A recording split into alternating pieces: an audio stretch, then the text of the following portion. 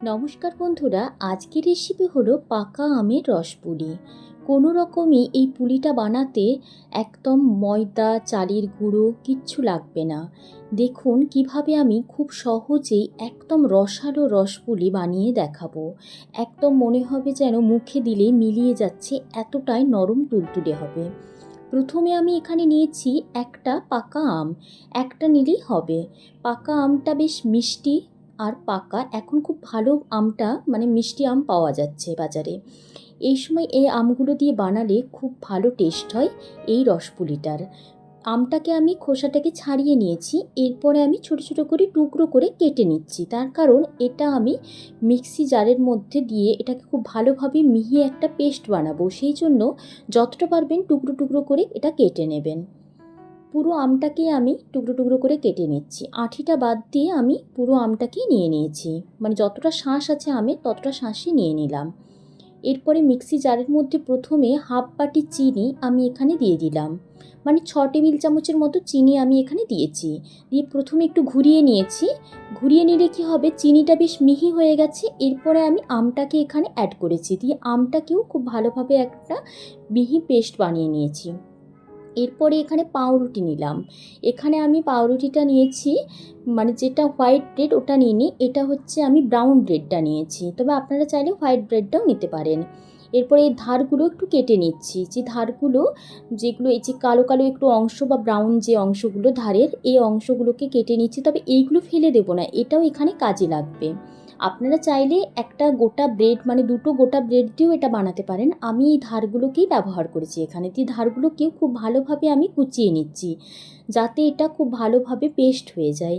এরপরে আমি এখানে 1 টেবিল চামচের মতো আমের রস তুলে রাখলাম অন্য বাটিতে। এরপরে ওই জায়গাটার মধ্যে মিক্সিং জারটার মধ্যে আমি দিয়ে দিলাম এই ছোট ছোট টুকরো করে রাখা ওই ধারের টুকরোগুলো, যেগুলো মানে ব্রেড থেকে আমি কেটে নিয়েছি। এরপরে গুঁড়ো দুধ দিয়েছি 1 টেবিল চামচ, চাইলে 2 টেবিল চামচও দিতে পারেন। এরপর একটা মিহি পেস্ট বানিয়ে নিলাম। এটা হচ্ছে আমি ভেতরে যে পুলিটার ভেতরে যে মানে পুরটা দেবো সেটার জন্য। এরপরে আমি এই যেইগুলোকে মানে কেটে রেখেছিলাম, চারধার কেটে রেখেছি, ওগুলোকে একটুখানি ব্রেডগুলোকে একদম পাতলা করে দেখতে পাচ্ছেন বেলে নিচ্ছি। খুব পাতলা বেলে নিতে হবে, তাহলে পুলিগুলো খুব ভালোভাবে হবে তৈরি। এরকম একটা কানা কাটা বাটি নিয়েছি, যে ধারগুলো কাটা যায়, বেশি আর বাদ যাচ্ছে না সেক্ষেত্রে। আর গোলটা একটু কম হয়েছে, তবে দেখতে খারাপ হবে না, দেখতে কিন্তু খুবই ভালো হবে। এরপরে আমি ভেতরে দিয়ে দিচ্ছি পুরটা। ওই আমের যে পুরটা বানিয়ে রেখেছি ওই পুরটা দিয়ে দিচ্ছি। পুরটাকে আর আমি গ্যাসে কিছু তৈরি করলাম না, মানে গ্যাসে আর এটাকে আর কোনোভাবে পুরটা বানাতে হবে না, এভাবে করলেও খেতে খুব ভালো টেস্ট হয়। এরপরে ধারগুলোতে বেশ ভালো করে জল দিতে হবে, ভালো করে জল দিলে তবেই ধারগুলো খুব ভালোভাবে মোড়া যাবে।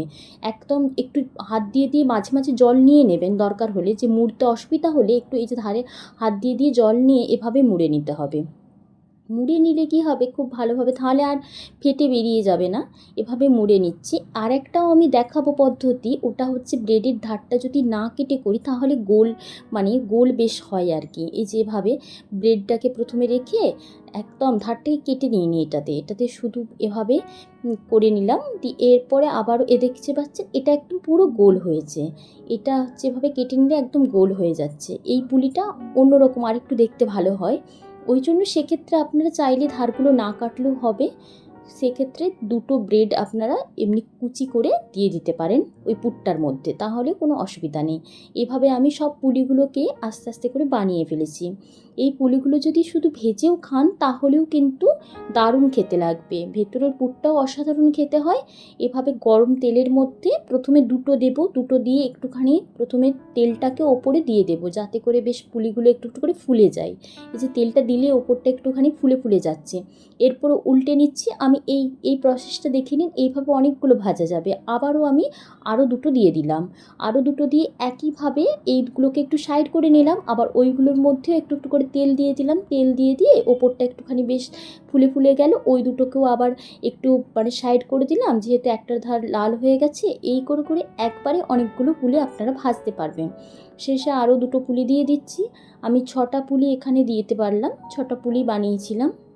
এরপরে সব পুলিগুলোই যখন মানে দুই পিঠটায় লাল হয়ে যাবে, এই যে লাল হয়ে গেছে, তখনই আমি এগুলোকে তুলে নিচ্ছি। তবে মিডিয়াম ফ্লেমেই ভাজার চেষ্টা করবেন। এখন আমার 6টা পুলি পুরোপুরি ভাজা হয়ে গেছে, তুলে নিলাম।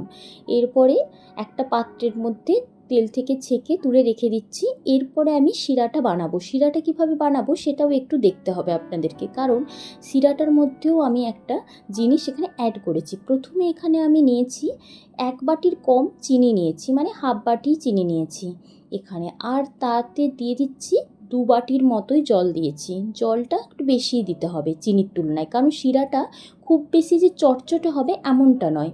এভাবে দেওয়ার পর এখন আমি একটুখানি দিয়ে দিলাম হচ্ছে কেশর, মানে জাফরান। এটা দিতেও পারেন, তবে এটা দিলে সেন্টটা খুব ভালো হয়। আর এখন ছোটো এলাচ একটাকে ফাটিয়ে তার কালো যে বীজগুলো ওগুলো দিয়ে দিয়েছি।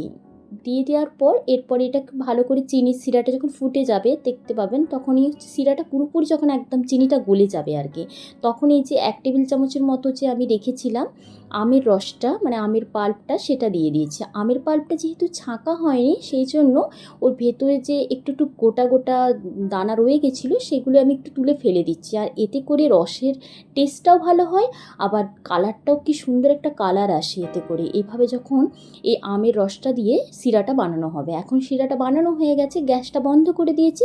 এখন আমি পুলিগুলো দিয়ে দিলাম। এরপরে কিছুক্ষণ 10 মিনিটের মতো রেখে দিলেই এটা একদম নরম হয়ে যাবে পুলিগুলো। আর সেক্ষেত্রে রসটাও ভিতরে খুব ভালোভাবে ঢুকে যাবে। আর এটার টেস্টটা তো বলার নেই, ঢাকা দিয়ে রেখে দিলেই হবে। 10 মিনিট পরে আমি ফিরে আসছি। 10 মিনিট পরে আমি একটা পাত্রের মধ্যে এটা আপনাদেরকে সার্ভ করে দেখিয়ে দিচ্ছি। আর দেখুন রসের কালারটা, কোনো কালার অ্যাড করতে হয়নি, কিন্তু কালারটা কি সুন্দর এসেছে।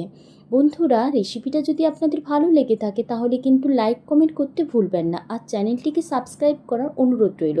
চ্যানেলটিকে সাবস্ক্রাইব করে দেওয়ার পর পাশে থাকা বেল আইকনটা প্রেস করে দেবেন, তাহলে প্রত্যেকটি রান্নার ভিডিও আপনার কাছে চলে আসবে।